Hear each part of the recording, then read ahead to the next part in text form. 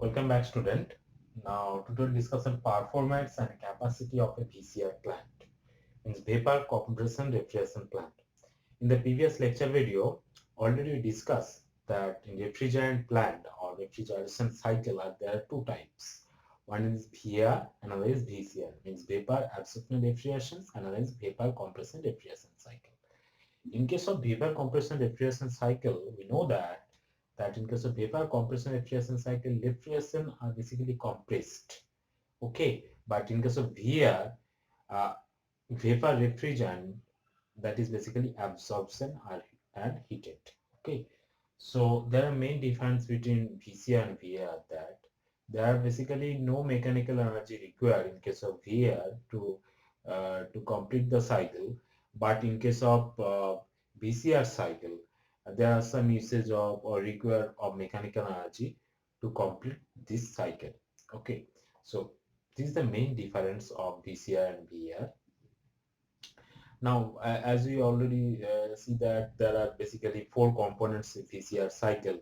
That was first was compressor, okay, then condenser, then expansion valve, then evaporator. So 1 to 2, 2 to 3, 3 to 4, and 4 to 1. There are four processes there, in which, as you see that in case of process 1 to 2, there is one reversible adiabatic process. 2 to 3 is basically your constant pressure cooling, okay, and 3 to 4 is the expansion valve or expansion device are there, in which actually the uh, isenthalpy process or throttling process will occur in process 3 to 4, and 4 to 1 is evaporator there, so there are some heat absorbance process takes place. So these are the main four processes are there that constitute a particular VCR cycle. Now in this lecture we will able to learn about the performance and capacity of a VCR plant. That means, so this is the block diagram. So this is the block diagram in which you can see there are main four components. So compressor, condenser, expansion valve, and evaporator, in which, as you know, that condenser main function is to absorb heat or to reject heat, okay, so that it can reach up to saturated liquid point, because after compression process the vapor refrigerant basically either superheated or superheated vapor refrigerant. So condenser main function is to reject heat from the superheated vapor refrigerant or vapor from the vapor refrigerant, so that it can reach up to saturated liquid. Uh, and that saturated liquid, it goes to the expansion valve. So when it goes to the expansion valve, actually uh, the pressure reduces uh, very much. So there are lots of difference between pressure difference between high pressure side to low pressure side. As it goes in between the evaporator, their capacity, because the temperature goes down because of the pressure decreases. So as the pressure decreases, temperature also decreases of the vapor refrigerant or liquid refrigerant. So there are some temperature difference between the from the surrounding, as it is the temperature of surrounding, the virtue of temperature difference or virtue surrounding, the amount of heat already absorbed from T2 in the evaporator. Okay, so this is the whole process of VCR plant. Now if you see that when 1 kg of mass of flow of refrigerant flow through the particular VCR plant, now if you only consider only one condenser, compressor, condenser, expansion valve, evaporator, main four component which are constitute a cycle, and each and individual is basically steady flow devices. And if you write a steady flow equation across the control volume or control surface, you can see that, suppose this is a compressor. So in compressor, what happened, that amount of work done required to compress the refrigerant, that is WC, okay, and amount of enthalpy, means enthalpy increase, that is H1. So H1 plus WC, that equal to H2. So here H1 plus WC is equal to H2. Now from here you can calculate the work done of compressor. So compressor work done, that is WC. Now WC will be your H2 minus H1 kilojoule per kg. Okay. Now similarly condenser. So here that is H2 and it is rejected out, that is Q1. So H2 will be summation of Q1 plus H3. So H2 is equal to Q1 plus H3. So Q1 will be means H2 minus H3 kilojoule per kg. Now, in terms of expansion, in terms of enthalpy in expansion valve, what happens that it's basically isenthalpic process. So in this process, actually irreversibility nature. So it follows that TdS equal to dH minus VdP, as it is ds means so dH is equal to minus dP, because TdS is equal to, because the adiabatic process. So TdS 0, dH is equal to VdP. So from that concept, you can calculate also H3 or H4, whatever. So because H3 is equal to H4, okay. Now when the liquid refrigerant goes through this, because low temperature liquid refrigerant, when it goes through the evaporator, the amount of heat absorbed from the low temperature reservoir, and in the evaporator sections, if you analyze the section of evaporator in the control volume or control surface around this, then evaporator, you can write down H4, this is the intake, and Q2 also absorbed. So these are the intake into the evaporator. So H4 plus Q2, that reject means out section, that is H1. So from here you can write here Q2 is equal to H1 minus H4 kilojoule per kg. Now as you know that COP is your coefficient of performance. COP is equal to refrigerant effect divided by net work done. Net work done. Net work done. Okay. So refrigerant effect. So here refrigerant, in this cycle refrigerant effect is that enthalpy difference between H1 minus H4. Okay. So this is your main refrigerant effect divided by net work done. Now as you know that COP is equal to, in terms of, you can write down also Q2, main refrigerant effect in terms of Q2 equal Q2, in terms of, you can also write down H1 minus H4. So H1 minus H4 divided by WC. WC is your main work done, compressor work done, that is equal to H2 minus H1. So H2 minus H1. So COP of PCR cycle, that is basically H1 minus H4 divided by H2 minus H1. So H4 is nothing but H3, both are equal. Okay. Now, if W is the mass flow rate of refrigerant in kg per second throughout the cycle, then the heat removal capacity from the surrounding, that will be refrigerant effect into that number of, means mass flow rate of refrigerant. So mass flow refrigerant here W into refrigerant effect, that is H1 minus H4. So total uh, heat removal capacity, basically that is basically W into H1 minus H4 kilojoule per second. Okay, kilojoule per second. Now if you convert into kilojoule per second to kilojoule per hour, so that will be W into H1 minus H4 into kilojoule per second, you just convert into second to hour. Okay, so that will be into 3600 kilojoule per hour. Okay, so that will be your Q2. Now Q1 is equal to amount of heat reject, that will be W, as it is Q1 here, H2 minus H1 kilojoule per kg. Now if the mass flow rate kilojoule per kg, what? Because it indicates that if the mass flow rate is 1 kg, refrigerant flow within the cycle, within the cycle, that is 1 kg, then the capacity of the condenser to reject or to actually to absorb, okay, to absorb heat, that is basically H2 minus H3 kilojoule. Now, if the W kg mass flow rate are occur of refrigerant in the refrigeration cycle, that will be Q1 is equal to W1 into H2 minus H3 kilojoule per second. Okay. Now one more important point is that basically practical unit of refrigeration. Now practical unit of refrigeration, that is basically 1 ton of refrigeration, that is solid also called, that is 1 TR. 1 ton of refrigeration solid is called also 1 capital T capital R. So 1 ton of refrigeration is nothing but is equal to 210 kilojoule per minute.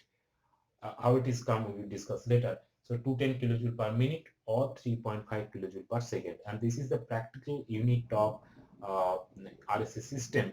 Because in any if you go to the market, if you buy a particular AC or RSC system, so obviously you have to told that you have to tell that that what amount of ton of refrigeration required. So 2 tier, 3 tier, 4 tier, so depending on that. So ton of refrigeration is suggests that this is the practical unit, and it defined as the rate of heat removal from the surrounding, equivalent to the heat required for melting 1 ton of ice in 1 day. Okay, so this is the definition, or rate of heat removal from the surrounding, because suppose there are 1 ton of ice are there, in one day just it should be melted. So if the 1 ton of ice are there, so it will be melted. So what amount of heat absorbed from the surrounding in one day, that is basically 1 ton of refrigeration. Okay, now since latent heat, as you know, that when it melted means melting takes place of ice, that means ice transform into liquid, because solid transform into liquid, so that's why it's, so latent heat of ice, that will be 335 kilojoule per kg, as you know, because to form ice to liquid in 1 kg require 335 kilojoule. So 1 ton of refrigeration, as definition says, that that will be 1000, means 1 ton, that will be transformed into kg into 335 kilojoule, because here 335 kilojoule per kg. So for 1000 kg, that will be 1000 into 335 kilojoule in 24 hours. Now if you convert into in minute, so that will be 24 divided by 24 into 60, that will be 232 kilojoule per minute. But approximately we are considered as 1 ton of refrigeration is equal to 210 kilojoule per minute. 232 we are considered here 210. Actually, in in actual cases, we consider as 1 ton refrigeration is equal to 210 kilojoule per minute, or if you convert into second, that will be 3.5 kilojoule per second. Okay.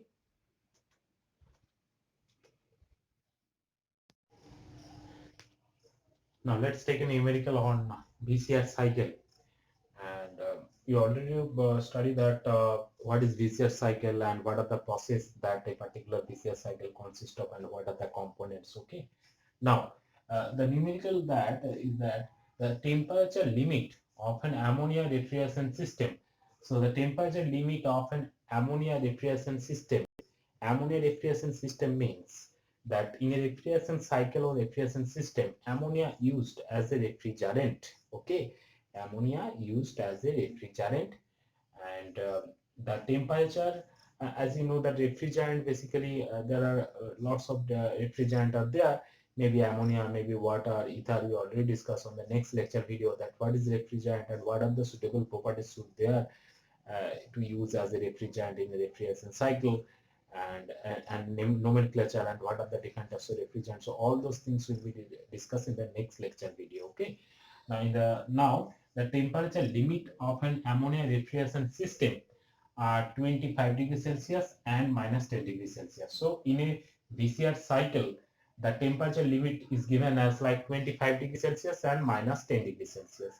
That means, as you know, if you imagine yourself that the one compressor are there, condenser are there, expansion valve and evaporator. Now the temperature limit that is given 25 and minus 10 degrees Celsius. It suggests that temperature is 25 degree is temperature is basically condenser temperature, and minus 10 degrees Celsius because in the evaporator the temperature should keep minimum. Okay, so the temperature it is given to limit. If the temperature or pressure is given to your numerical limit, that is basically condenser temperature, which is higher, that is your condenser temperature, which is lower, because in the evaporator, that obviously there's always to maintain actually evaporator actually all time actually always maintain minimum to keep minimum temperature. Okay, so here minus 10 degrees Celsius indicate that the temperature is your evaporator temperature, and 25 degrees Celsius indicate that that the temperature is basically the condenser temperature.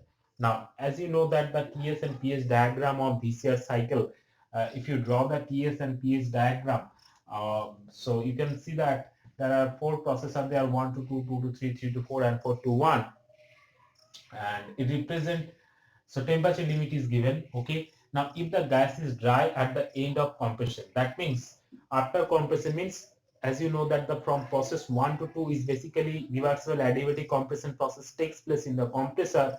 After compression, the vapor refrigerant basically in drying condition, not in superheated vapor refrigerant. So state 2 will be in your saturated vapor dome or saturated vapor line. So this is your 1 to 2 line, which cuts 2 line. This is the saturated liquid line, this is the saturated vapor line. So one is your basically your wet zone, wet refrigerant, because liquid and vapor both are mixed together in the evaporator. Okay, So this is a combination of liquid vapor refrigerant. When it enters in the compressor, they will compress within the compressor, and after compression, they reach at a refrigerant at a dry condition. Okay. At the end of compression means 1 to 2 is your compression process, 2 to 3 is condenser, 3 to 4 expansion, and 4 to 1 evaporator. Similarly, corresponding PS diagram also. Now 1 to 2 is your compression process. So at the end of compression means this is the ending of the compression process. At that point, particular 2 point is basically in drying condition, that it indicates that it cut at particular point 2. Okay, here. Now you have to calculate the COP, means calculate the coefficient of performance. Okay. You have to calculate the COP. As you know that calculate COP means COP is the coefficient of performance, and COP is the ratio of refrigerant effect divided by net work done. Now refrigerant effect, that is basically Q2 divided by net work done, that is basically W. Now Q2 in terms of, you can also write down H1 minus H4. We already discussed that performance capacity of VCR plant, that in terms of Q2 is equal to H1 minus H4 divided by net work done, that is basically H2 minus H1. So this is the formula for calculate the COP of a VCR plant. Now you have to record the H1, H2, H3 and H4. All those 4 things in terms of enthalpy, you have to calculate all those things. Now this is the table. So use the following table for properties of ammonia. That means ammonia, when the ammonia refrigerant flows through a particular cycle on a refrigerant cycle, they are changed from one property, and means refrigerant, suppose when entering in the compressor, they were basically liquid and vapor zone, means liquid vapor mixer. When it is dry, when it's at the end of the compressor, they are basically dry condition. So when they are basically phase change are occurring, so obviously the properties, means thermodynamic properties, will be different. So as we this, so as the here properties, here refrigerant which is used, that is basically ammonia. Now what are the properties of ammonia? That is at 25 and minus 10 degrees Celsius, so it will be minus 10 degrees Celsius. It is given, okay, in your numerical. If it is not given in your numerical, you can you can get value from your refrigerant table. So refrigerant cytometric chart table. So you can use of that. But here in this numerical, it is given. Now the temperature, that is basically in degrees Celsius, 25 and minus 10. 25 degrees Celsius is higher than minus 10 degrees Celsius. That means that temperature is basically gives you the condenser temperature. Suppose this is your TS plot, this 2 to 3. So this is the 2 to 3 process. Suppose if you draw the line here, if you draw the line here, so in this plot, this T2 is equal to T3. Similarly, in this plot, T1 is equal to T4.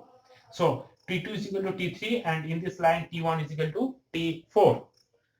So as you know that, so in this diagram, basically T2 is equal to T3, because this is higher, because T2 greater than T1 or T3 greater than T4. Which one you can? Uh, here T2 is equal to T3 is equal to 298 Kelvin. You just convert into Kelvin. Similarly, T1 into T4 is equal to, it is given that 263 Kelvin.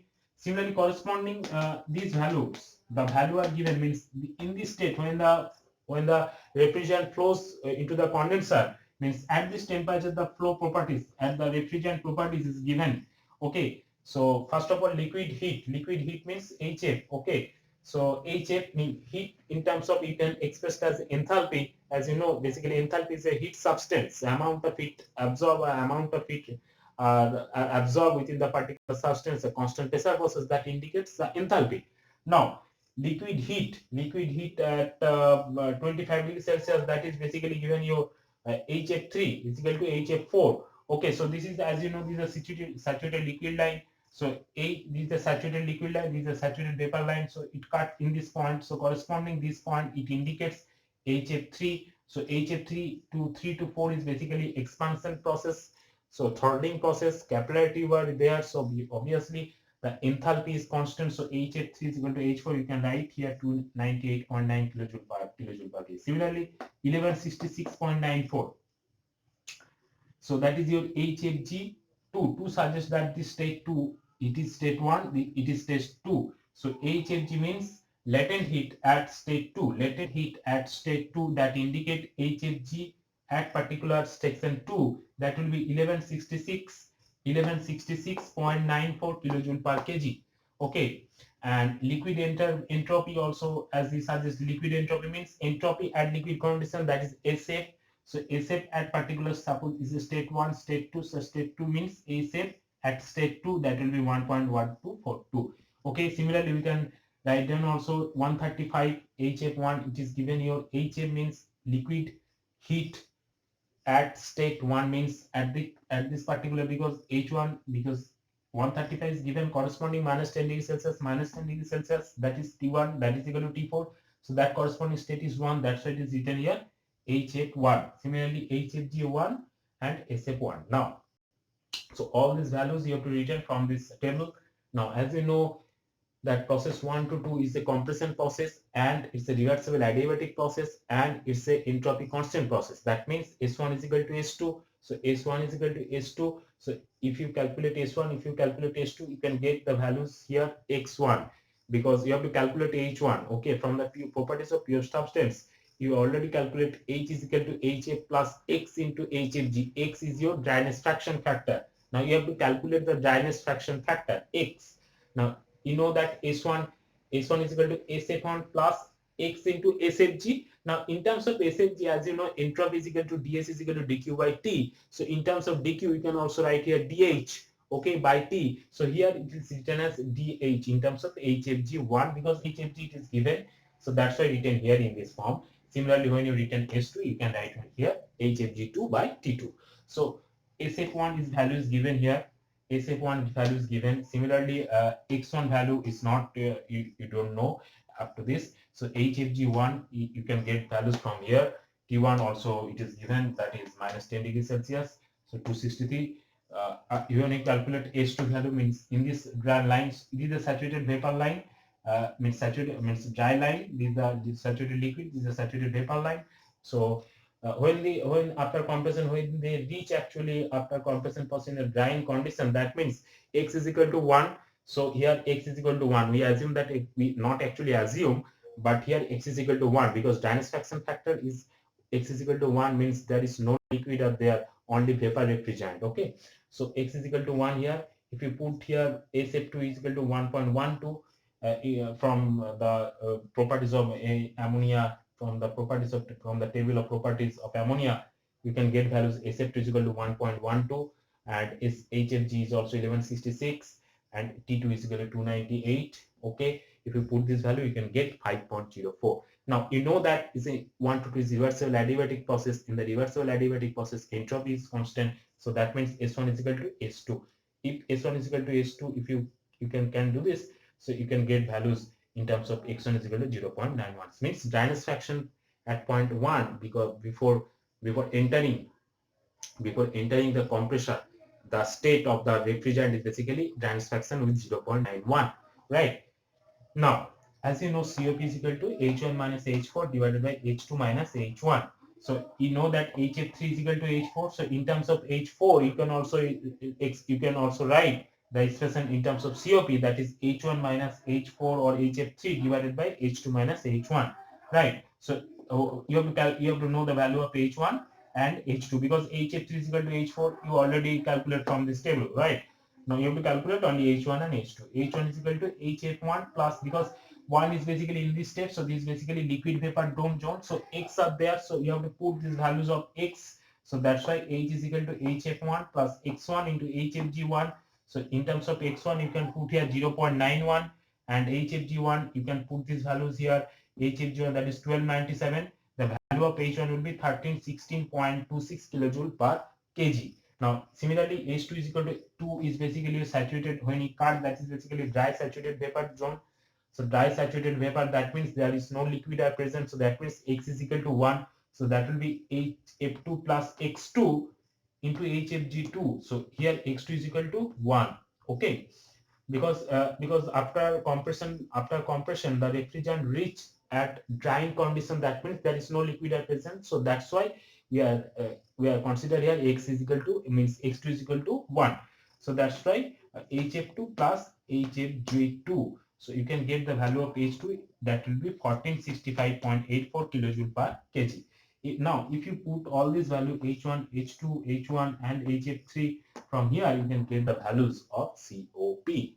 So in this way you can easily solve the VCR COP type of problem, and you also able to in this problem also it can be easily calculate the amount of heat removal from the particular condenser evaporator. So all those things can be calculated from this type of numericals. So okay, thank you very much, and in the next lecture video we'll discuss on refrigerant and what are the different of refrigerant basically used in VCR plant, and what are the properties should there in the refrigerant so that we can use as a VCR cycle, and with refrigerant nomenclature. So how do you write R11, R12, R13 like that? So all these things will be discussed in the next lecture video. Okay, thank you very much for listening and watching me, and goodbye.